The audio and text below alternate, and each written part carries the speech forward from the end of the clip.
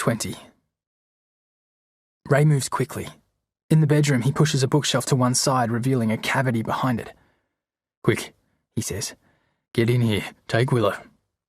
He lifts Kaz off the bed. She tries to push him away, not understanding what's going on, but he takes the baby from her, guides her into the cavity, and pushes her in after Willow. "You can't do this on your own, Ray," I say. "I'm not hiding." He takes me by the shoulders. "It's you three they want," he says. "They won't want to take the baby and Rose's—" He stops and looks at her on the bed. "But what about you?" "I'm too old for them to worry about," he says, and points at the cavity. "Now get in there." There's just enough room for three. It's musty and smells of rats. Most of the light is blocked when Ray pushes the bookshelf back into place, but if I flatten myself against the sidewall, I can see through a small gap into the room. Ray sits himself down on the bed, cradling the baby in his arms, waiting. Slowly, the room fills with light and large shadows. No one has said anything, but I can see Ray looking up at a man standing in the doorway. His large shape moves around to the other side of the bed, and he drops to his knees. It's Ramage. He reaches out and touches Rose on the cheek. When his voice comes, it's thin and low. "Oh, water, my beautiful water. Why did you run? I could have looked after you." Kaz is pressed against me. She's heard the voice and knows who it is. Ramage reaches out to Ray, to the baby. "This is Rose's daughter," Ray says, shaking his head. "Rose's. Water is my Siley. The child is mine." Ray looks to the door as someone else enters the room, someone smaller than Ramage. They come closer to Ray and reach for the baby. "It's okay," a woman's voice says. "I'll look after her." Through the gap, I can see her flaming red hair, and I remember Rose's description of the woman who saved her when she was caught at Swansmarsh. It must be the same woman. Her voice is gentle. "Has she fed?" she asks. "No," Ray mumbles. Ramage leans over the bed and softly kisses Rose, then stands to his full height and guides the woman out of the room. When he comes back, his voice is hard again and angry. "The sister," he says, "and the boy, where are they?" Ray is ready for the question. He answers without hesitating. "They were here," he says. "They're gone now. Left a couple of hours ago." "Gone?" Ramage sounds unconvinced. "Gone where?" "Didn't say." "Don't you lie to me, you old prick." "Why would I lie?" Ray speaks in an older, wearier voice. "What have I got to gain from lying?" He straightens and stands toe-to-toe with Ramage. "If I find you've lied to me," Ramage says, "I'll burn your fucking house down." He turns and yells, "Search the place! Tear it apart! If she's here, we'll find her. And the boy. I'll kill him." I can feel Willow trembling beside me. I draw her in and hold her against my chest. Kaz's arm loops over us both, and we huddle together and wait. Heavy footsteps come through the back door, and the room fills with light and the smell of burning pitch. Tables and chairs are being turned over, but above the ruckus I hear the woman's voice, loud and clear. "Stop!" Ramage turns, and I know she's looking straight at him. "There's no time for this," she says. "This baby's premature. If you want her to survive, we've got to get her back home as soon as we can. The mother's dead. That's enough tragedy for one day." Ramage hesitates before stabbing his finger into Ray's chest. "I know where to find you, old man. Any more trouble from down here and I'll be back. And you tell that girl and boy that I don't forget. Benny Ramage never forgets. They'll never be safe. Not here, not anywhere." Ramage leans over the bed one more time and kisses Rose. Then he pushes past Ray, knocking him against the bookshelf. Footsteps thump out through the kitchen and onto the porch. Ray waits a good 15 minutes before he pushes the bookshelf out of the way, and we crawl out into the bedroom. He has his finger to his lips. "I don't trust them," he says. "They'll still be watching." But there's no sign of their torches in the grey light of the new day. Ray gathers us all in the kitchen. "You have to go now," he says, "before it gets proper light. Head down the valley to the coast and make your way back to Angari. Be careful." "I'm not running," Cass says, her voice low but firm. "I'm not leaving Rose. What about her body?" "I'll look after her. I promise," Ray says. "There's nothing to be gained from you being caught by Ramage." He's got his hand on Kaz's shoulder. "You'd best go in and say your goodbyes."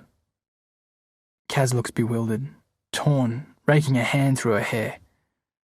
"Ray's right," I say softly. "We have to go."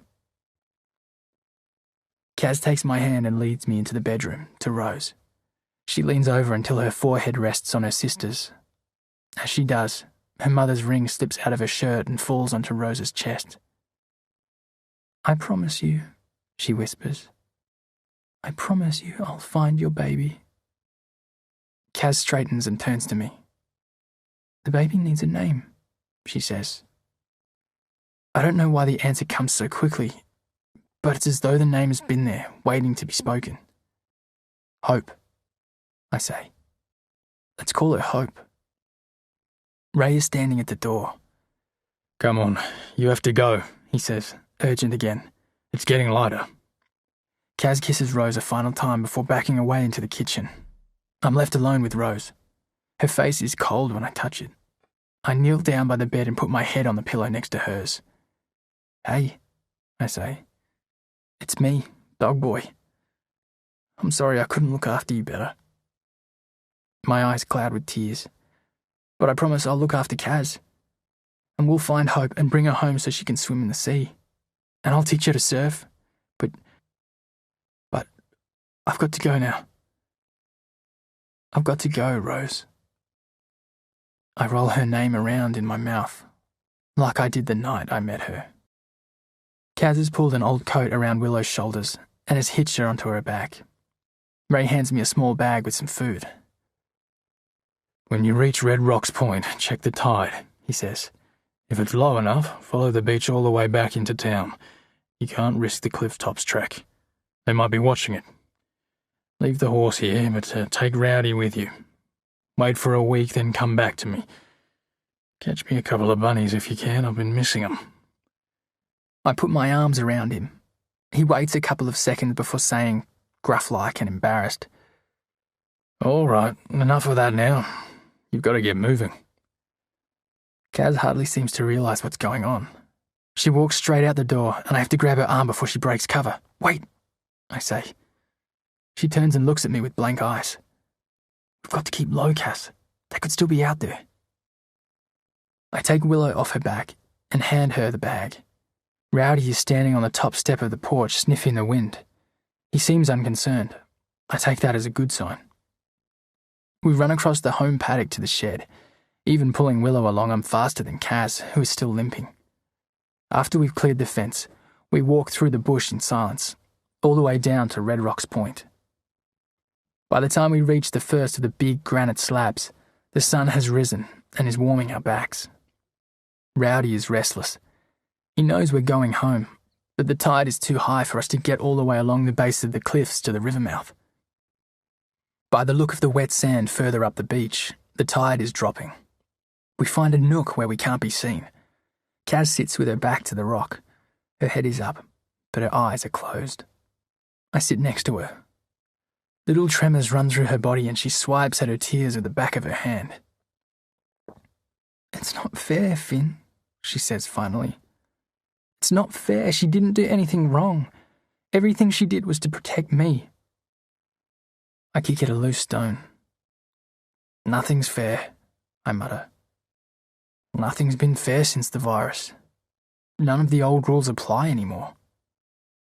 She turns her head away and catches a tear before it falls. "It's never been fair for Rose and me. Not even before the virus." She balls her hand into a fist and hits the granite again and again, until I grab her arm and pull her into me. Big sobs rack her body and I feel every one of them against my chest. By mid-morning the tide has dropped, allowing us to make our way back along the beach to Angari. It's a beautiful day, with the sun glistening off the water and a regular swell breaking on the sandbars. Looking at the waves shaping up and peeling left and right takes my mind off the pain I feel in my body and the ache in the middle of my chest. Kaz walks a few steps behind me. It takes us a couple of hours to reach the river mouth. The low tide means we can wade across, but we check for danger first. I scout upriver until I can see the road bridge, but there's no sign of life. The Wilders' camp on the other bank is deserted. Crossing the water, Willow on my back and Kaz by my side, I try to remember how long ago it was that Rose and I waded over to escape from Ramage. However long it is, I wish I could go back and have that time again. I'd have done things differently. I'd have kept Rose safe. When we reach the other bank, Kaz walks ahead, her wet clothes clinging to her body. In all the drama of the last few hours, I'd almost forgotten how close we've grown to each other. Forgotten that we'd kissed and kept each other warm through the night. But all that's been buried under the weight of losing Rose. Just like when Dad died, and then Mum, it'll take time for everything to sink in, and for us to work out what to do next. Willow needs to be looked after, and there's still the matter of staying alive, finding food, keeping safe. Maybe it'll be weeks, months even. But somewhere in all of that, Kaz and me will find some space to talk about us.